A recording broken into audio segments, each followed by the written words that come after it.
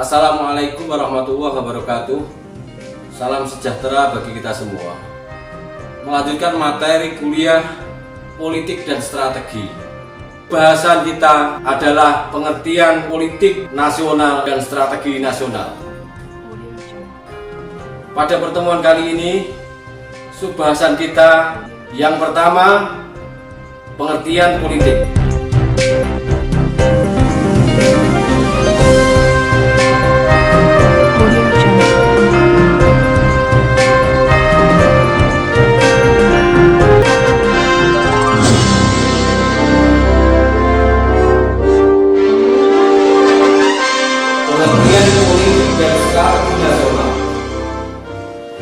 Yang pertama, pengertian politik nasional.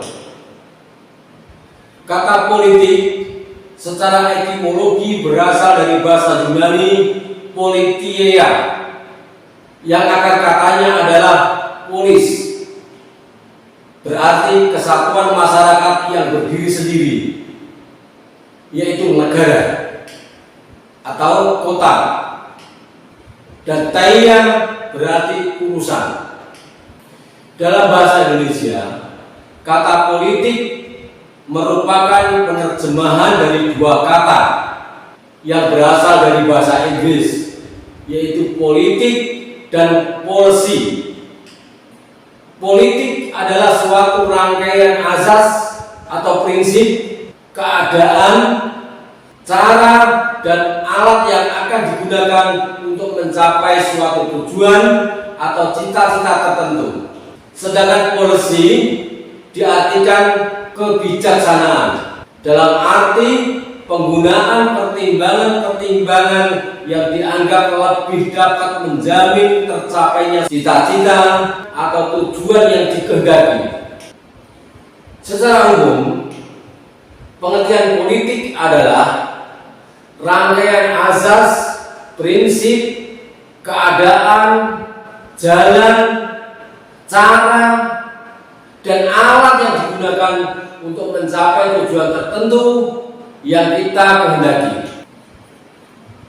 Politik secara umum berkaitan dengan bermacam-macam kegiatan dalam suatu sistem politik yang menyangkut proses untuk menentukan tujuan-tujuan dari sistem dan melaksanakan tujuan-tujuan tersebut. Pelaksanaan dari tujuan tersebut memerlukan suatu keputusan. Di antaranya yang pertama adalah mengenai tujuan yang ingin dicapai. Yang kedua, menentukan skala prioritas dari tujuan yang ingin dicapai. Dan yang ketiga, menentukan kebijakan umum yang menyangkut pengaturan dan pembagian dari sumber-sumber yang ada. Mary Budiarjo membatasi pengertian politik pada dua konsep politik, yaitu politik dalam arti kepentingan umum dan politik dalam arti kebijaksanaan. Yang pertama, politik dalam arti kepentingan umum atau segala usaha untuk kepentingan umum, baik yang berada di bawah kekuasaan negara di pusat maupun di daerah, yang lazim disebut politik. Artinya, suatu rangkaian azas atau prinsip, keadaan, jalan, cara, dan alat yang akan digunakan untuk mencapai tujuan tertentu.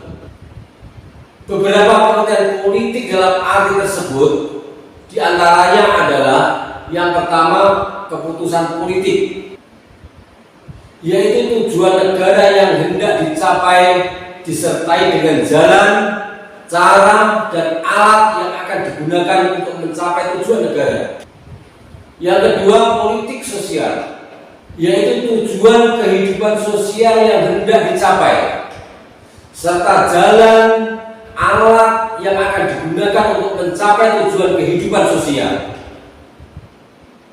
Kemudian yang ketiga, politik internasional, yaitu tujuan internasional yang hendak dicapai, serta jalan dan alat yang digunakan untuk mencapai tujuan internasional.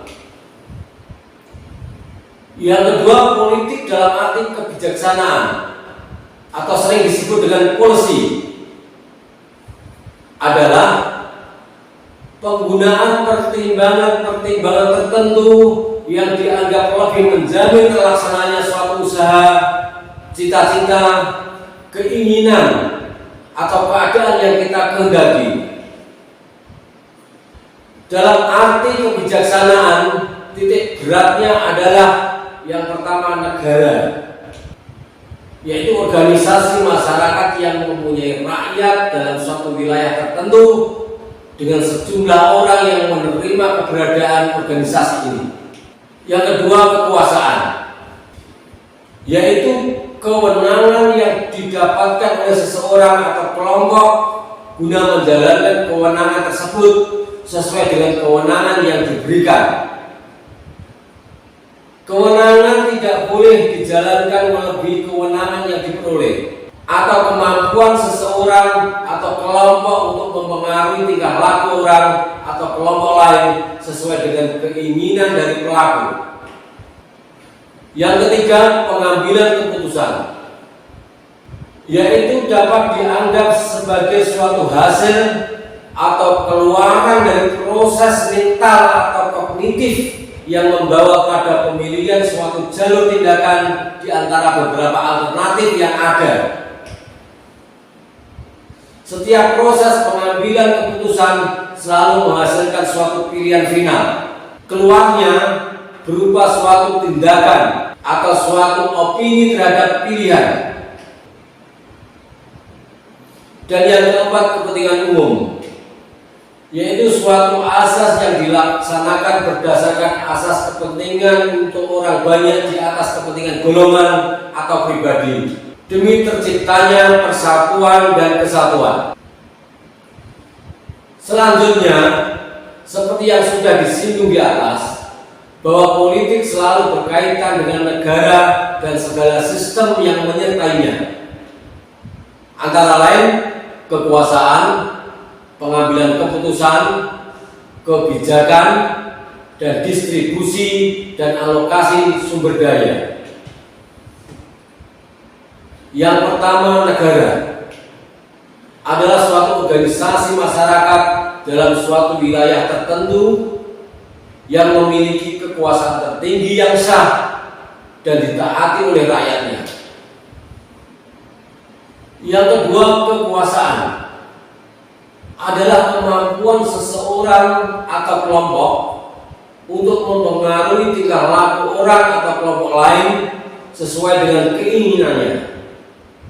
Dalam politik, yang perlu diperhatikan adalah bagaimana kekuasaan itu diperoleh, bagaimana cara untuk mempertahankannya, dan bagaimana cara untuk melaksanakannya. Yang ketiga, pengambilan keputusan adalah aspek utama politik. Dalam pengambilan keputusan perlu diperhatikan siapa pengambil keputusan itu dan untuk siapa keputusan itu dibuat. Jadi, politik adalah pengambilan keputusan melalui sarana umum. Keputusan yang diambil menyangkut sektor publik dari suatu negara. Yang keempat, kebijakan atau policy merupakan suatu kumpulan keputusan yang diambil oleh seseorang atau kelompok politik dalam memilih tujuan dan cara. Yang kelima, distribusi adalah pembagian dan pengalokasian nilai-nilai dalam masyarakat. Nilai-nilai di sini yang dimaksud adalah sesuatu yang diinginkan dan yang penting bagi masyarakat, dan itu harus dibagi secara adil. Politik membicarakan bagaimana pembagian dan pengalokasian nilai-nilai secara mengikat. Politik nasional adalah azas, haluan, kebijaksanaan, dan usaha negara tentang pembinaan. Pembinaan di sini adalah perencanaan, pengembangan, pemeliharaan, dan pengendalian, serta penggunaan secara totalitas dari seluruh potensi nasional untuk mencapai tujuan nasional. Politik nasional memberikan garis-garis usaha untuk mencapai tujuan nasional yang dirumuskan dengan susunan yang dibedakan atas jangka panjang dan jangka pendek. Politik nasional antara lain, yang pertama, politik dalam negeri. Diarahkan kepada masyarakat untuk mengangkat, meninggikan, dan memelihara harkat, derajat, dan potensi rakyat dalam negeri negara yang bersangkutan. Yang kedua, politik ekonomi bersifat swasembada atau swadaya dengan tidak mengisolasi diri, tetapi diarahkan kepada peninggian taraf hidup dan daya kreasi rakyat Indonesia. Yang ketiga, politik pertahanan keamanan bersifat defensif aktif dan diarahkan kepada pengamanan serta perlindungan bangsa dan negara serta kepentingan nasional dan penanggulangan segala macam tantangan, ancaman, hambatan, dan gangguan.